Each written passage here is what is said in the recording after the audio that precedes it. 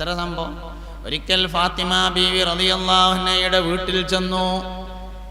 ഫാത്തിമ ബീവി റളിയല്ലാഹു അൻഹയോട് ചോദിച്ചു, മോളെ ഭക്ഷണം വല്ലതും കഴിച്ചോ? മോള് പറഞ്ഞു, വാപ്പാ ഭക്ഷണം ഒന്നും കഴിച്ചിട്ടില്ല എന്ന് പറഞ്ഞു. ഇവിടെ ഒന്നുമില്ല.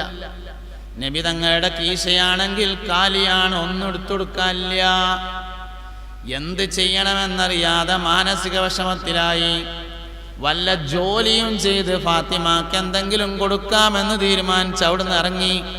കുറേ വീട്ടുകൾ കൂടി ഇങ്ങനെ കയറി ഇറങ്ങി. ഇവിടെ വല്ല ജോലി ഉണ്ടോയെന്ന് ചോദിച്ചു. ആരും ഒരു ജോലിയില്ല. അവസാനം ഒരു ജൂതന്റെ പേരയിലെത്തി. ഇവിടെ എന്തെങ്കിലും ജോലി ഉണ്ടോ ചോദിച്ചു. ഉണ്ട് പറഞ്ഞു. എന്താ ചോദിച്ചു? വെള്ളം കോരലാണ് പറഞ്ഞു. വെള്ളം കോരലാണ് എന്ന് പറഞ്ഞു. ഒരു ബക്കറ്റ് വെള്ളം കോരിയാൽ ഒരു കാരക്ക തരാം, അതാണ് കൂലി. ഭയങ്കര ആഴമുള്ള കിണർ, ആഴമേറിയ കിണറാണ്. ഒരു ബക്കറ്റ് വെള്ളം കോരിയാൽ ഒരു കാരക്ക തരാം എന്ന് പറഞ്ഞു. വെള്ളം കോരാൻ നിന്നു. 14 ബക്കറ്റ് വെള്ളം കോരിയപ്പോ കയറ് പൊട്ടിയിട്ട് ബക്കറ്റ് താഴേക്ക് വീണു. ജൂതന് ദേഷ്യം വന്നു. കാരണം ഈ കിണറ്റിക്ക് ഇറങ്ങാൻ ഒരു മനുഷ്യനെ കിട്ടൂല, ആയാതി ആഴമുള്ള കിണറാണ്. അയാൾക്ക് ദേഷ്യം വന്ന അയാളോട് വന്നാണ്ട് നബി തങ്ങളെ ഒരൊറ്റ അടിയാണ് കൊടുത്തു മോത്ത്. എന്നിട്ട് അയാൾ അങ്ങാടിക്ക് പോയി കിണറ്റിലിറങ്ങാൻ പറ്റി ആരെങ്കിലും കിട്ടുമോ നോക്കാൻ വേണ്ടിയിട്ട്. അങ്ങാടി പോയിട്ട് ആ കിണറാ ഞങ്ങൾ വരില്ലായിരുന്നു. യൂണിയൻകാരെല്ലാവരും ഒറ്റൊന്നും വന്നില്ല. കുറേ യൂണിയൻകാരുണ്ടായിരുന്നു, ഒറ്റൊന്നും വന്നില്ല. കാരണം അത്രയും ആഴമുള്ള കിണറാണ്. മൂപ്പര് ദേഷ്യം പിന്നെയും കൂടിയിട്ട് ഇങ്ങോട്ട് തന്നെ വരികയാണ്.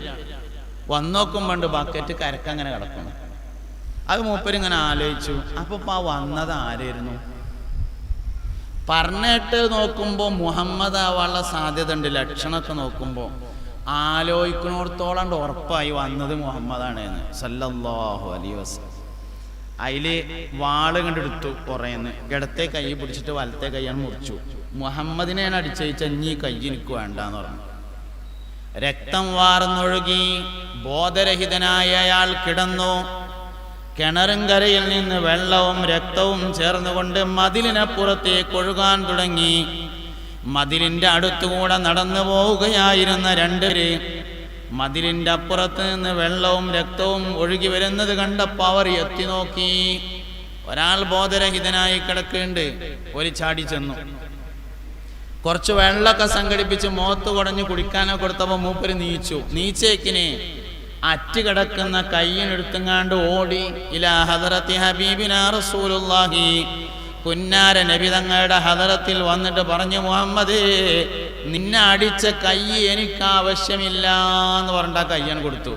നബി തങ്ങൾ അതിന് വാങ്ങിയിട്ട് ബിസ്മില്ലാഹിർ റഹ്മാനിർ റഹീം എന്ന് പറഞ്ഞാൽ അവിടെ തന്നെ വെച്ചുങ്ങാണ്ട് സെറഫാക്കപ്പെട്ട ഉമ്മനീരെടുത്താണ് തേച്ചു കൊടുത്തു. അത് മാത്രം പഠിച്ചാൽ മതി, എന്നാൽ തന്നെ തിരിയും സംഗതി. പക്ഷെ അതിന് ഒരു ഇത് മാത്രമേ ഉള്ളൂ, സുന്നി ആവണം, എന്നാലേ പഠിക്കുള്ളൂ, അല്ലെങ്കിൽ പഠിക്കൂല. അല്ലെങ്കിൽ ഇപ്പം എന്താ അത് മാത്രം പഠിക്കാനുള്ളതെന്ന് തോന്നും.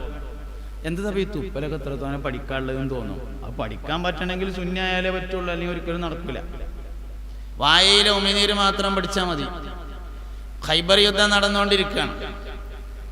ഖൈബർ യുദ്ധം മുറഹിബ് രാജാവിനോടാണ് ഖൈബർ യുദ്ധം. ഭയങ്കര ധീരനാണ്, ഒരുപാട് പട്ടാളുള്ള ആളാണ് മുറഹിബ് രാജാവ്.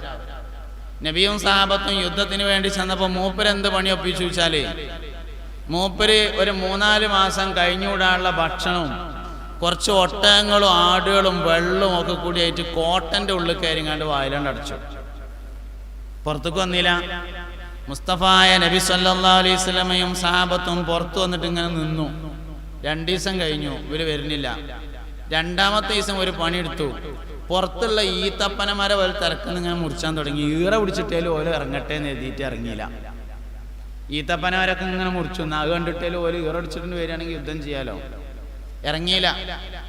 അവസാനം ഒരു ദിവസം രാത്രിയില് മുസ്തഫായ നബി സല്ലല്ലാഹു അലൈഹി വസല്ലം തങ്ങൾ സഹാബത്തിനോട് പറഞ്ഞു, സഹാബാ, നാളെ നേരം പുലരുമ്പോ ഇസ്ലാമിന്റെ യുദ്ധത്തിന്റെ പതാക ഞാൻ ഒരാളുടെ കയ്യിൽ കൊടുക്കും.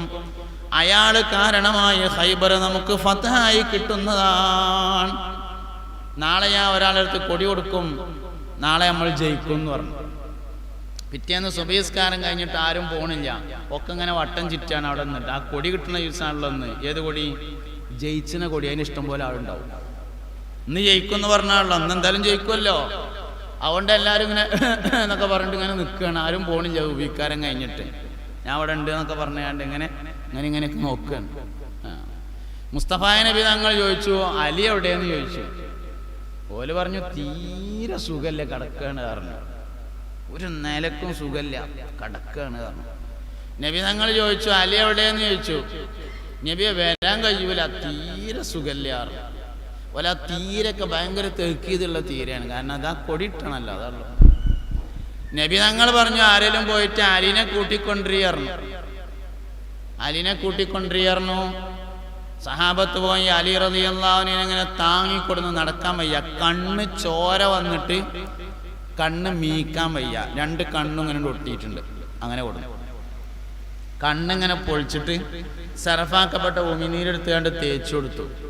സയ്യിദുനാ അലി ഇബ്നു അബീ ത്വാലിബ് റളിയല്ലാഹു അൻഹു പറയുന്നുണ്ട്, ദൂര സ്ഥലത്തു കൂടെ പാറിക്കൊണ്ടിരിക്കുന്ന പരുന്തുകൾക്ക് താഴെ ഇങ്ങനെ പതുങ്ങിപ്പോകുന്ന കോഴിക്കുഞ്ഞുങ്ങളെ എപ്രകാരം തിരിച്ചറിയാൻ കഴിയുമോ, അതിനേക്കാൾ കൂടുതലായി എനിക്ക് അതിനുശേഷം കാഴ്ചശക്തി ഉണ്ടായി. സയ്യിദുനാ അലി ഇബ്നു അബീ ത്വാലിബ് റളിയല്ലാഹു അൻഹു. അപ്പൊ ആ ഒരൊറ്റ സംഭവം പഠിച്ചാൽ മതി. വബിഖൈസിഹിം വഖതാദത്തിൻ മൻ ഐനുഹു റുദ്ദത് ബികഫിൽ മുസ്തഫൽ ഹസനായി. 2 ബദരീങ്ങളാണ്, ഖൈസും ഖത്താദിയും റളിയല്ലാഹു അൻഹുമാ. 2 വലിയ സംഭവമാണ്. ഖൈസ് റളിയല്ലാഹു അൻഹു, 2 ഖൈസ് ഉണ്ട് സഹാബത്തിനിടയിൽ.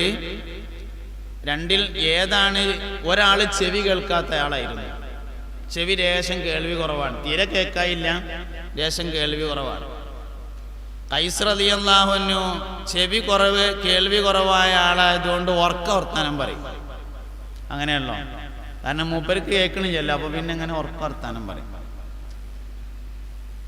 ഖുർആനിലൊരായത്തിറങ്ങി, ലാ തർഫഉ അസ്വാതകും ഫൗക സൗത്തിൻ നബി വലാ തജ്ഹറു ലഹു ബിൽ ഖൗലി കജഹരി ബഅദികും ബഅദൻ അൻ തഹബത അമാലുകും വഅൻതും ലാ തഷ്കുറൂൻ.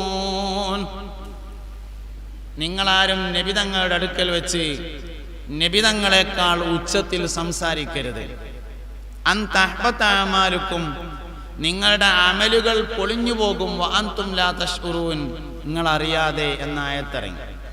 മുസ്തഫ നബി തങ്ങളുടെ ഹദറത്തിൽ വെച്ച് നബി തങ്ങളെക്കാൾ ഉച്ചത്തിൽ സംസാരിക്കാൻ പറ്റൂല. ഹയാത്ത് കാലത്തും പറ്റൂല, മൗത്തിന് ശേഷം പറ്റൂല. റൗദ ഷരീഫിന്റെ അടുത്ത് വെച്ച് നബി തങ്ങൾക്ക് സലാം പറയേണ്ടത് പതുക്കെയാണ്. അവിടുന്ന് സെൽഫി എടുത്താൽ പിന്നെ എന്താ ഘട്ടം? 756 അയച്ചു കൊടുക്കാൻ മൂപ്പര് സെൽഫി എടുത്തിട്ടേ, തെളിവ് സഹിതം. അതിനൊക്കെയാണ് ആൾക്കാർ എടുക്കണേ. റൗദ ഷരീഫിന്റെ അടുത്ത് വെച്ചിട്ട് സെൽഫി എടുക്കാൻ പത്ര കായാല ബാക്കി അങ്ങോട്ട് പോകണം. വേറെ എവിടേക്കെങ്കിലും കോട്ടക്കുന്ന് പോയാൽ പോരെ, ഒരു 10 ഫോട്ടോ എടുത്തുകൊണ്ട് അയച്ചുകൊണ്ട്. അങ്ങനെയൊക്കെയാണ് മനുഷ്യന്മാർ കാട്ടുക. എന്തപ്പോൾ കാട്ടുക? അങ്ങനെയൊക്കെയാണ്. എന്തായാലും ഖൈസ് റളിയല്ലാഹു അൻഹു ഈ ആയത്തിറങ്ങിയതിന് ശേഷം പള്ളിയേക്ക് വന്നില്ല. ഖൈസ് റളിയല്ലാഹു അൻഹു പള്ളിയേക്ക് വന്നില്ല. കുറേ ദിവസം കഴിഞ്ഞപ്പോൾ നബി തങ്ങൾ ചോദിച്ചു, നമ്മളെ ഖൈസ് എവിടെ, കാണാനില്ലല്ലോ എന്ന് പറഞ്ഞു. സഹാബത്ത് പറഞ്ഞു, നബിയെ കുറേ ദിവസമായിട്ട് മൂപ്പര് വരലില്ല പറഞ്ഞു. എന്താ വരാത്തതെന്ന് ആരേലും പോയി കൂട്ടിക്കൊണ്ടിരിക്കുന്നു. അങ്ങനെ സഹാബത്ത് പോയിട്ട് റളിയല്ലാഹു അൻഹു ഖൈസ് റളിയല്ലാഹു അൻഹുവിനെ കൂട്ടിക്കൊണ്ടുവന്നു.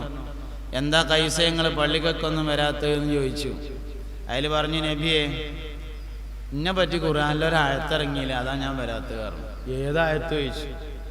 ലാ തർഫഉ അസ്വാതകും ഫൗക സൗത്തിൻ നബി, നബി തങ്ങളെക്കാൾ ഉച്ചത്തിൽ നിങ്ങളാരും സംസാരിക്കരുത് എന്ന ആയത്തിറങ്ങിയില്ല. അത് ഇന്നെ പറ്റിയല്ലേ. ഞാൻ ചെവിക്ക് കേൾവി കുറവായതുകൊണ്ട് ഓർക്ക വർത്താനം പറയുന്ന ആളാണ്, അതുകൊണ്ട് അത് ഇന്നെ പറ്റിയാണല്ലോ.